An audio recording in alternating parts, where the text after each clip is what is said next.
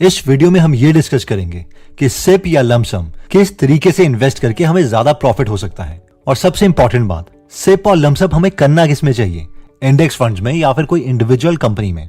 तो हमारे पास टोटल 4 ही केस बनते हैं जिन्हें आज हम डिटेल में देखेंगे। और ये 4 केसेस हैं। केस नंबर 1, सिप के मेथड से इन्वेस्ट करना इंडेक्स फंड में। Case number 2, lump sum amount invest करना इंडेक्स फंड में। केस नंबर 3, सिप करना किसी इंडिविजुअल कंपनी में। या फिर case number 4, lump sum amount invest करना किसी इंडिविजुअल कंपनी में। अब इससे पहले कि हम ये 4 केसेस डिस्कस करें, सबसे पहला सवाल तो ये आता है कि ये सिप और लमसम है क्या। तो सिप का फुल फॉर्म है सिस्टमैटिक इन्वेस्टमेंट प्लान, यानी हम सिस्टमैटिक वे में पैसे इन्वेस्ट कर रहे हैं। फॉर एग्जाम्पल, हर मंथ अगर हम 10,000 रुपए किसी म्यूचुअल फंड या इंडेक्स फंड में डालते हैं तो ये सिप का एग्जाम्पल है। सिप कोई लोन की EMI की तरह नहीं है कि अगर हमने पैसे डालना बंद कर दिया तो हमें कोर्ट की तरफ से लेटर आ जाएगा। ये एक सिंपल इन्वेस्टमेंट स्कीम है जिसका ऑन और ऑफ का बटन हमारे पास है, यानी हम सिप को कभी भी स्टार्ट कर सकते हैं और कभी भी बंद कर सकते हैं और किसी को कोई फर्क नहीं पड़ता। लमसम का मतलब है कि लेट से अगर आपको आज ऑफिस से 10 लाख रुपए का बोनस मिलता है और आप डिसाइड करते हो कि मुझे ये पैसे एक साथ इन्वेस्ट करने हैं, तो इस तरह के इन्वेस्टमेंट को हम लमसम इन्वेस्टमेंट कहते हैं, यानी एक साथ हमने पैसे इन्वेस्ट कर दिए। तो अब सबसे पहला केस डिस्कस करते हैं जो कि है सिप इन इंडेक्स फंड। इसे समझने के लिए हम 2 केसेस की बात करेंगे। एक केस जिसमें हमें अच्छे रिटर्न्स मिल रहे हैं और दूसरा केस जिसमें हमें बहुत कम रिटर्न्स मिल रहे हैं। ओके, लेट्स से कि आप हर महीने इन्वेस्ट करने का सोचते हैं और हर महीने 1 जनवरी 2013 से लेकर 15 मार्च 2022 तक 5,000 रुपए निफ्टी 50 इंडेक्स फंड में डिपॉजिट करते हैं। तो 15 मार्च 2022 को अगर आप पैसे विड्रॉ करते हैं तो अभी तक आपने जो टोटल पैसे इन्वेस्ट करे हैं वो है करीबन 5,55,000 रुपए और वो अमाउंट इंक्रीज होके आपको मिलेंगे 10,57,632 रुपए। It's a decent number with an XIRR of 14.31%, जो कि बैंक डिपॉजिट से बहुत अच्छा है। बट अब हम एक और केस के बारे में बात करते हैं जिसका रिटर्न उतना अच्छा नहीं है। इस केस में अगेन हम मानते हैं कि हमने सिर्फ स्टार्ट करी थी 1 जनवरी 2013 को, वो भी सेम अमाउंट की यानी 5,000 रुपीज की, लेकिन 15 मार्च 2022 को विड्रॉ करने के बजाय इस केस में हम अपने पैसे विड्रॉ कर रहे हैं 8 अप्रैल 2020 को। तो इस केस में जो आपने टोटल अमाउंट इन्वेस्ट किया है वो है 4,40,000 रुपए और इस इन्वेस्टमेंट की वैल्यू 8 अप्रैल 2020 को बनेगी 4,74,235 रुपीज, यानी 88 मंथ तक इन्वेस्ट करने के बावजूद हमें सिर्फ 34,235 रुपए का फायदा होता। और बहुत से इन्वेस्टर्स गालियां भी देते, लेकिन अगर हम सिर्फ 2 साल और रुक जाते और बेशक 8 अप्रैल 2020 के बाद इन्वेस्ट भी ना करते तो आज हमारे 4,40,000 रुपए की कीमत 9,51,344 रुपीज होगी होती, यानी 34,000 रुपए की जगह हमारा प्रॉफिट 5,10,000 रुपए होता। तो इन केसेस से हमारी 3 लर्निंग्स हैं। लर्निंग नंबर 1, जब भी हम इंडेक्स फंड में सिप स्टार्ट करते हैं तो स्टार्ट हम कभी भी कर सकते हैं, लेकिन विड्रॉ करना हमारे हाथ में नहीं है, क्योंकि अगर हम तब विड्रॉ करते हैं जब मार्केट डाउन है तो हमें या तो लॉस हो जाएगा या कोई भी फायदा नहीं होगा। लर्निंग नंबर 2, बेशक इंडेक्स फंड में पैसे निकालने का एग्जैक्ट टाइम हमें ना पता हो, लेकिन हम 2 चीजों के लिए श्योर हैं, और वो ये है कि अगर मार्केट डाउन है भी तो भी हम श्योरिटी के साथ बोल सकते हैं कि मार्केट की वैल्यू इंक्रीज जरूर होगी, बेशक इसके लिए 5 साल लगे या 10 साल लगे। और एक पॉइंट ऐसा भी होगा जब हमें बैंक से ज्यादा रिटर्न मिल रहा होगा और उस वक्त पर हम अपने पैसे विड्रॉ कर सकते हैं। इसलिए जो 4 केसेस हम डिस्कस करने वाले हैं उसमें ये सबसे कम रिस्की इन्वेस्टमेंट है। नेक्स्ट, थर्ड लर्निंग ये है कि हमें अपने वो पैसे इन्वेस्टमेंट में कभी भी नहीं लगाने चाहिए जो हमें जल्दी चाहिए, क्योंकि हमें नहीं पता कि मार्केट अगले 5 साल या इवन 10 साल तक डाउन रह सकती है। ये सारे केसेस आप खुद भी देख सकते हैं एडवाइजर खोज की वेबसाइट में जाकर। वहां पर इंडेक्स फंड सिलेक्ट करें, स्टार्टिंग और एंडिंग डेट के साथ सिप अमाउंट एंटर कर दे और एक बार फीलिंग ले सकते हैं कि हमारे डिसीजंस हमारी इन्वेस्टमेंट पर क्या फर्क डालते हैं। लेकिन इस वेबसाइट में बाद में जाना, पहले हमने 3 और ज्यादा इंपॉर्टेंट केसेस समझने हैं। नेक्स्ट केस आता है लमसम इन निफ्टी इंडेक्स फंड। ये रहा निफ्टी 50 का ग्राफ। अब हम इसमें खुद के साथ सबसे बुरी सिचुएशन इमेजिन करते हैं, और वो बुरी सिचुएशन ये है कि हम एक साथ अमाउंट तब इन्वेस्ट कर रहे हैं जब मार्केट ओवर प्राइस्ड है यानी अप है, और पैसे तब निकाल रहे हैं जब मार्केट अंडर प्राइस्ड है यानी मार्केट डाउन है। तो लेट्स से हम ये 2 डेट सिलेक्ट कर लेते हैं। पहली डेट है 4 जनवरी 2008, जिस वक्त मार्केट की वैल्यू 6274.30 है, और 27 फेब 2009 सेकंड डेट है जब मार्केट की वैल्यू 2763.65 है। लेट्स इमेजिन कि आपने 10 लाख रुपए 4 जनवरी 2008 में इन्वेस्ट कर दिए और 27 फेब 2009 को आपने पैसे विड्रॉ कर लिए, तो आपके 10 लाख रुपए अब बन जाएंगे 2763.65 divided by 6 to 74.30 into 10 lakh rupees, which is equal to 4,40,471 rupees 44 पैसे। यानी हमें करीबन 5,59,000 रुपीज का लॉस हुआ है। आइए अब एक अच्छी सिचुएशन इमेजिन करते हैं। लेट्स से कि हमने इन्वेस्टमेंट तब की थी जब मार्केट अंडर प्राइस थी, यानी मार्केट डाउन थी, और हमने अपनी इन्वेस्टमेंट को तब विड्रॉ किया जब मार्केट ओवर प्राइस थी, यानी मार्केट अप थी। तो हम दोबारा से दो डेट्स इमेजिन कर लेते हैं। हम मार्केट में अपनी इन्वेस्टमेंट डे मानेंगे 27 फरवरी 2009, जब मार्केट की वैल्यू 2763.65 थी, और सेकेंड डेट हम मान लेते हैं 14 अक्टूबर 2021, जिस वक्त मार्केट ओवर प्राइस थी और इस टाइम इसकी वैल्यू 18,338.55 थी।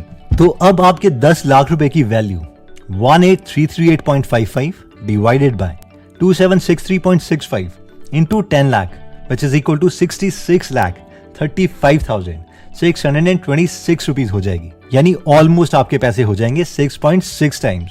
तो इससे भी हमारी 3 लर्निंग्स हैं। लर्निंग 1 ये है कि अगर हमने लमसम अमाउंट डिपॉजिट या विड्रॉ करना है तो हमें पिछले केस के कंपैरेटिवली एक एक्स्ट्रा स्किल चाहिए, और वो ये है कि हम ये बता सकें कि मार्केट कब ओवर प्राइस्ड है और कब अंडर प्राइस्ड है। अब हम सिर्फ पता कर सकते हैं कि मार्केट ओवर प्राइस्ड है या अंडर प्राइस्ड है, हम ये नहीं बता सकते कि मार्केट कब ओवर प्राइस्ड होगी और कब अंडर प्राइस्ड होगी, और मेरे ओपिनियन में कोई भी एक्सपर्ट इसे नहीं बता सकता। एनीवेज, ये स्किल ही डिटरमिन करेगी कि हमें लॉस होगा या प्रॉफिट। अब ये पता कैसे करते हैं, अब ये मैं बहुत वीडियोस में बता चुका हूँ, और इसका लिंक मैं डिस्क्रिप्शन और फर्स्ट कमेंट में दे दूंगा। लर्निंग 2 ये है कि अगर इंडेक्स फंड में भी हम लमसम अमाउंट डिपॉजिट करते हैं तो हमें एटलीस्ट हफ्ते में एक बार मार्केट को चेक करना ही पड़ेगा कि क्या अभी मार्केट कोई अपॉर्चुनिटी प्रोवाइड कर रही है या नहीं, यानी ये ओवर प्राइस्ड है या अंडर प्राइस्ड है। और मार्केट को इतनी ज्यादा बार चेक हमें पिछले केस में नहीं करना था। लर्निंग 3 ये है कि बेशक अगर हम एक साथ पैसे गलत टाइम में इन्वेस्ट भी कर दें तो भी हम ऑलमोस्ट श्योरिटी के साथ बोल सकते हैं कि मैंने जितने पैसे इन्वेस्ट किए थे उतने तो मुझे वापस मिल ही जाएंगे। अब ये कब मिलेंगे हमें ये नहीं पता, बेशक इसके लिए 5 या 10 साल ही हमें वेट क्यों ना करना पड़े। अब आता है case number 3 and case number 4, यानी SIP and lump sum in individual companies. देखो, अब जैसे ही इंडिविजुअल कंपनीज में इन्वेस्टमेंट की बात आती है तो गेम पूरी चेंज हो जाती है। इस केस में अब हमें सबसे इंपॉर्टेंट चीज का ख्याल रखना पड़ता है, और वो ये है कि जिस कंपनी में हम इन्वेस्ट कर रहे हैं वो कहीं डूब ही नहीं जाए, या फिर वो कंपनी एक्चुअल में फ्यूचर में ग्रो करेगी भी या नहीं। और इसलिए जो मेहनत है वो इस केस में पिछले केसेस के कंपैरेटिवली बहुत ज्यादा है। फॉर एग्जाम्पल, ये शेयर प्राइस चार्ट है सत्यम कंप्यूटर सर्विसेज लिमिटेड का, और अगर हमने इस कंपनी में 31 मार्च 2006 में इन्वेस्ट कर दिया होता तो उस वक्त इसका एक शेयर का प्राइस 848.50 था, लेकिन 10 दिसंबर 2010 को इसका प्राइस 60 रुपीज पहुंच गया था। यानी अगर हमने इस कंपनी में इन डेट्स को इन्वेस्ट और विड्रॉ किया होता तो हमारी इन्वेस्टमेंट ऑलमोस्ट पूरी वॉश आउट थी। अब इस कंपनी के डाउनफॉल का रीजन ये है कि इसके फाउंडर BR राजू ने कंपनी का प्रॉफिट कंपनी की एनुअल रिपोर्ट्स में झूठा दिखाया था, जिसके लिए उन पर कोर्ट केस भी चला। बाद में इस कंपनी को टेक महिंद्रा ने खरीद लिया। एनीवेज, पॉइंट ये है कि कंपनी में जब हम इन्वेस्ट करते हैं तो हमें कम से कम 4 चीजों का ख्याल रखना पड़ता है कंपनी के फ्यूचर को प्रेडिक्ट करने के लिए, और ये 4 चीजें हैं नंबर, बिजनेस, वैल्यूएशन और मैनेजमेंट। सबसे पहला है नंबर्स, यानी कंपनी का उधार कितना चल रहा है, PE एक्सेट्रा। सेकंड है बिजनेस, यानी कंपनी का एक्चुअल बिजनेस, और वो आगे अपनी सेल्स और अर्निंग्स कैसे इंक्रीज करेगी, ये कैसे होगा एक्सेट्रा। थर्ड है मैनेजमेंट, यानी वो लोग जो एक्चुअल में कंपनी चला रहे हैं, क्या वो फ्रॉड हैं या फिर वो इन्वेस्टर्स के बेनिफिट के बारे में सोच रहे हैं। और फाइनली है वैल्यूएशन। इन शॉर्ट, पिछले केस की तरह इस केस में भी हम तभी खरीदना प्रेफर करेंगे जब कंपनी अंडर वैल्यूड हो, यानी हमें सस्ते में मिल रही हो। तो इस केस में हमारी 3 लर्निंग्स हैं। लर्निंग नंबर 1 ये है कि इंडिविजुअल कंपनीज में जो स्किल और टाइम रिक्वायर्ड है वो ज्यादा है। हम निफ्टी 50 की तरह इसमें ऐसे ही इन्वेस्ट नहीं कर सकते, क्योंकि निफ्टी में हमें यह पता था कि बेशक 5 या 10 साल ही क्यों ना लग जाए, लेकिन इसकी वैल्यू इंक्रीज ही होगी। ये स्टेटमेंट हम कंपनी के केसेस में नहीं बोल सकते। हो सकता है जिस कंपनी में हम इन्वेस्ट कर रहे हो वो सत्यम कंप्यूटर्स की तरह ही निकले, यानी शेयर प्राइस कभी अपनी ओरिजिनल पोजीशन में पहुंचे ही ना। लर्निंग नंबर 2, कंपनी में जब इन्वेस्टमेंट की जाती है तो कई इन्वेस्टर्स धीरे धीरे कंपनीज में इन्वेस्ट करते हैं उसकी क्वार्टरली रिपोर्ट्स को देखते हुए।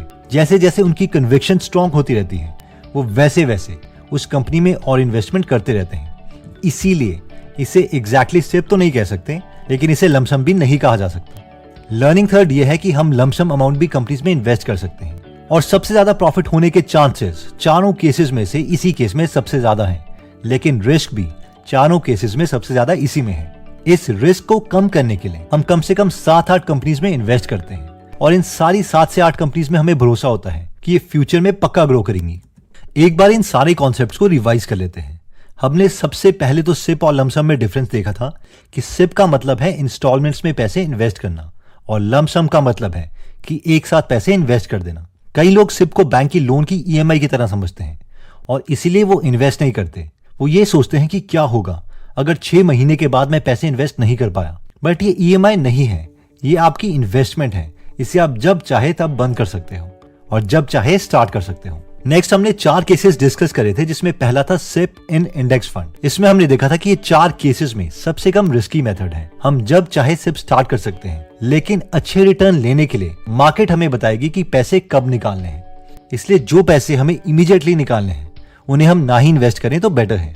सेकंड था लमसम इन इंडेक्स फंड। अब इसमें थोड़ा स्किल लेवल बढ़ जाता है, क्योंकि हमें मार्केट कब ओवर प्राइस्ड है और कब अंडर प्राइस्ड है इसको भी ट्रैक करना पड़ता है। और एटलीस्ट हमसे ये एक्सपेक्ट किया जाता है कि हम हर हफ्ते कम से कम एक बार तो मार्केट की वैल्यू चेक ही करेंगे। थर्ड और फोर्थ था SIP and lump sum in companies. इसमें जो स्किल लेवल है वो ज्यादा है, रिस्क ज्यादा है और अगर सब ठीक रहा तो रिवॉर्ड भी ज्यादा है। ये मेथड उन लोगों के लिए ज्यादा प्रेफरेबल है जो लोग काफी टाइम इन्वेस्ट करना चाहते हैं इन्वेस्टमेंट पर, यानी या तो ये उनकी हॉबी है या फिर ये फुल टाइम इन्वेस्टर्स हैं। दोस्तों, इन्वेस्ट आपको लगता है कि आपका कोई फ्रेंड या फैमिली मेंबर गलत डिसीजन ले रहा है इन्वेस्टमेंट से रिलेटेड और ये वीडियो उनकी हेल्प कर सकती है, तो ये वीडियो आप उनके साथ जरूर शेयर करें।